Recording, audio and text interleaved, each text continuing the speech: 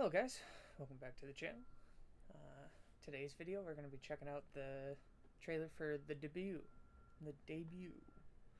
Uh, Again, apologies if you guys hear any beeping and stuff outside. There's construction going on outside. Been going on for weeks. And hopefully it'll be done soon.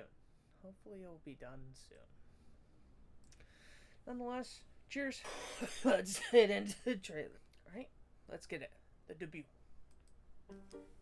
Hey, Mona. What did you do all day? Well, kids can drive. She doesn't do anything anymore. Today I auditioned for a musical show. Mona, look at you, full of surprises. This guy from Better Call Saul there. Julianne Moore.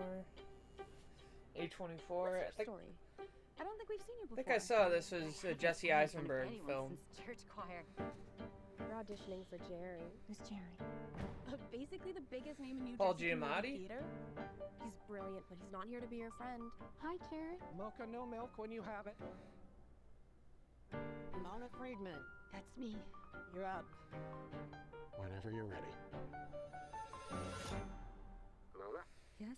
you're the only person who auditioned for Miss Danielle. You got the part. Wow.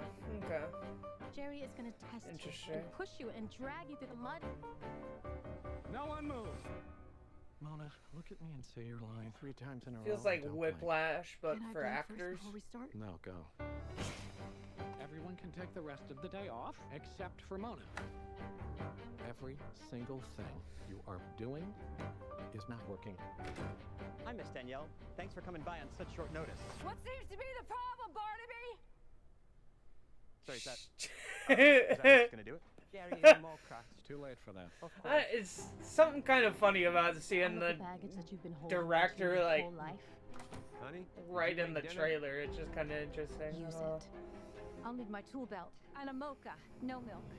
I knocked you off the goddamn wall, and you are lying in pieces all over the ground.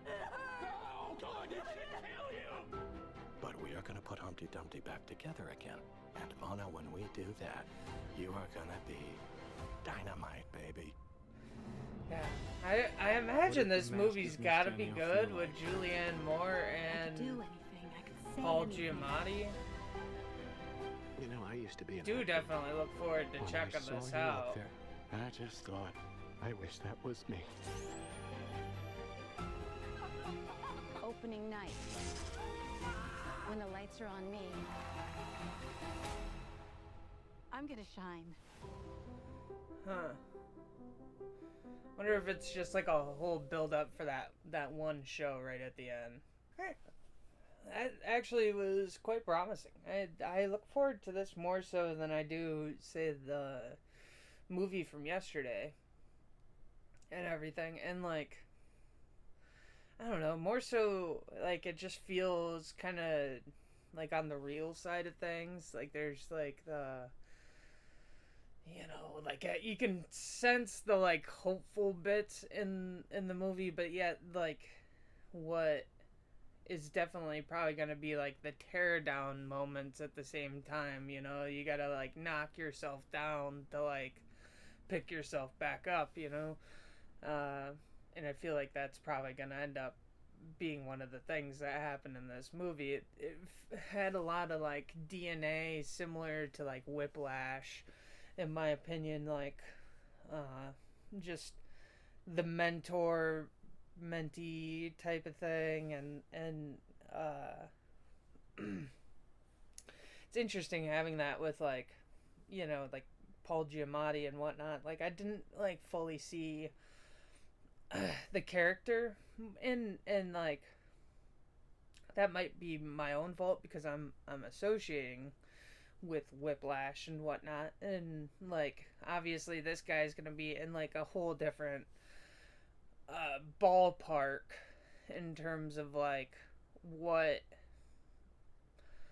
like those two mentors should be like doing for like their student and everything, because while, you know, music I feel like has to be kind of like a little bit more serious, because if you're so certain that you're going down that path, you know, you need to, you know, strike true, or you know, keep going on it and just like keep pursuing it and like become the best that there is.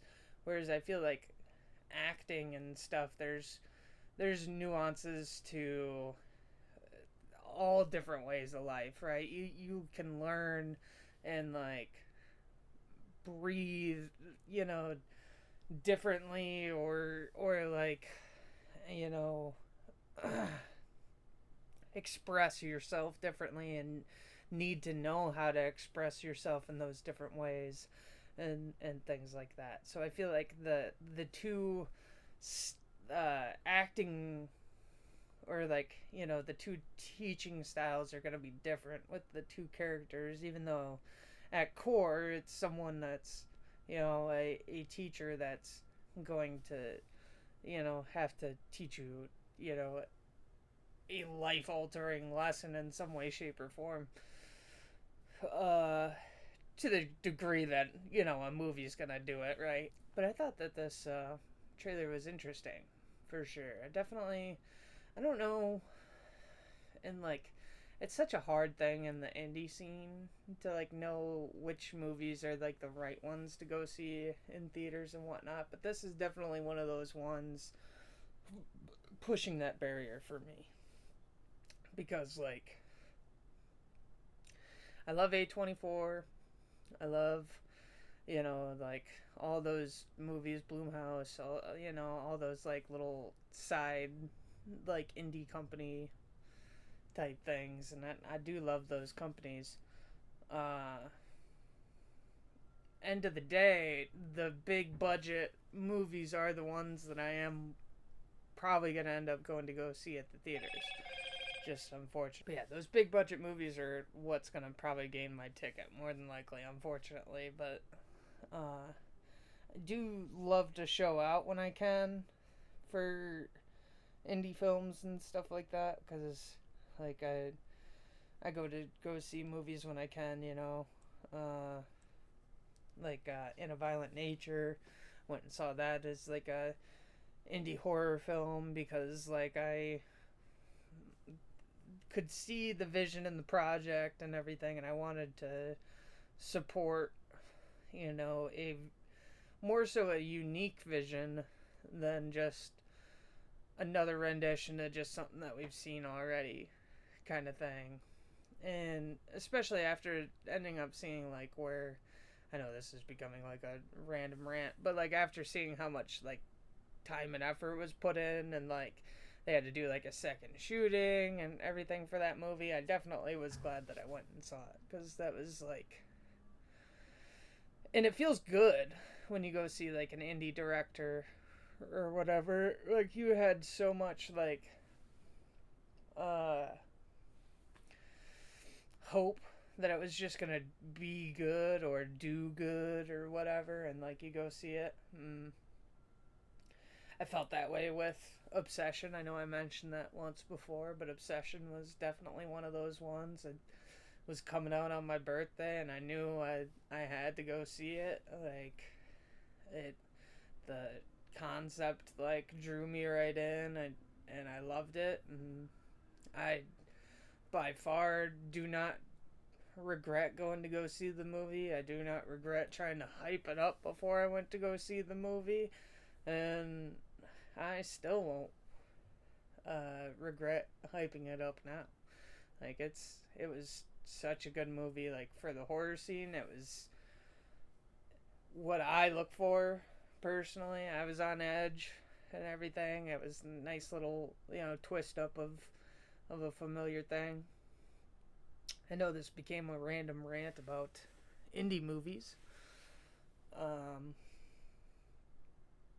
but I'm really excited to go see this, to see the debut. Curious as to how it'll end up being. Jesse Eisenberg's last movie, I remember seeing it. I can't remember what it's called right now off the top of my head, but I remember it was with him and Kieran Culkin and everything, and I really enjoyed that movie. I remember seeing that when it came out on DVD. But that's the thing, is like, are these movies gonna drive me to want to go see them in theaters? And everything, and I feel like there's like a certain, I don't know, like level to it, you know what I mean? Like, I do want to see this movie, but am I gonna see this over like Dune or Doomsday or something like that? I mean, like, I really doubt this one's trying to compete with the November Seed, but like, you know what I mean? Like, end of the day, money's going towards those movies. We all know it. You know what I mean? Like, when you gotta pick and choose, it's hard. It is freaking hard. I love movies. Fucking love movies, but I just, when you got a Sophie's Choice them every month, it's a little difficult. But, alright. I'll let you guys know what's up here. We'll do a little cheers Reno on the way out. Cheers. You guys have a nice day. Have a good one.